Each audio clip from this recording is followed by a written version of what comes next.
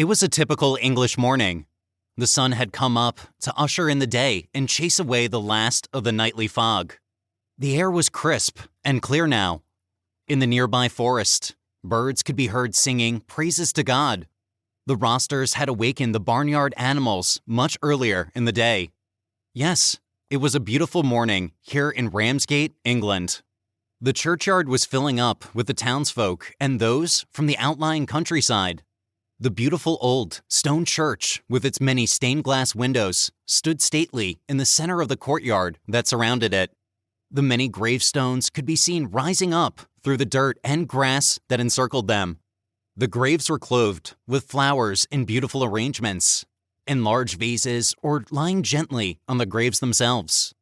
The ladies of the church made it one of their mission to make sure each and every grave had flowers, especially during the holidays, such as Christmas and Easter. Mr. and Mrs. Jonathan Judge and their 3 children, Chadwick, Edmund, and Zachariah, had arrived in their wagon just minutes before the church bells began to ring, ushering in the parishioners for the morning service. The Judges were dressed in their Sunday best. This meant Jonathan had on a clean white shirt with a tie and the only Sunday jacket he owned. He was a tall, muscular man. His brown hair matched his dark brown eyes. His deep bass voice commanded attention, even when he was trying to be discreet. His lovely wife, Rebecca, wore a beautiful dress she had made herself and only wore it to church. Her sandy blonde hair was neatly arranged with a beautiful comb Jonathan had given her for their anniversary. Her hazel eyes sparkled each time she looked at Jonathan, accompanied by a loving smile. Their children were neat and clean, with their hair slicked down, not a hair standing out of place, as was the normal for the 2 older boys.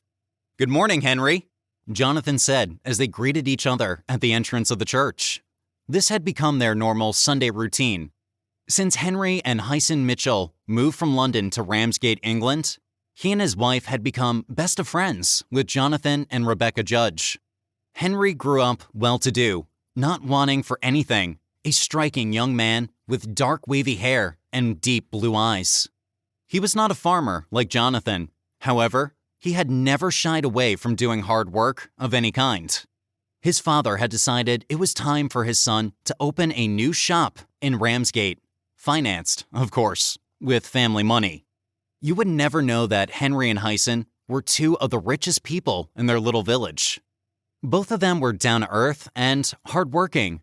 However, on Sundays, they dressed in the best clothes money could buy. "After all, this is the Lord's Day," Hyson would say. Her gorgeous flaming red hair flowed gently from under her hat, which matched her dress and complemented her emerald green eyes. Her accessories of fine jewelry, handbag, and shoes told the story of being well-to-do. The church was packed as usual. No one would dare miss one of Pastor Finley's services, for fear of being singled out at the next service. "They shouldn't allow the devil to take them off God's path," would be heard by all. For those who could see into the unseen realm, there were several angels that had gathered in the church as well. And it may surprise you to know that a couple of demons were seated on pews right along with those worshiping God. They liked to plant inappropriate thoughts in the minds of those who were, shall we say, sitting on the fence between good and evil. Pastor Finley was a middle-aged man whose dark hair had silver streaks around the temple area. He had dark brown, piercing eyes that seemed to look right through you. He was not a handsome man, just what people would call ordinary. He was dressed in the best pastor attire his congregation could afford. His shoes were polished so well he could see his reflection in them. He stood tall, with shoulders square. A large gold cross hung around his thin, long neck. He would point his slender finger at the people in his services while he told of a merciless God. He preached his usual message of hell, fire, and brimstone. God is just waiting to catch you doing something wrong, so he can condemn you to hell. Just one of his many favorite lines. Right next to him on the pulpit stood angels and demons.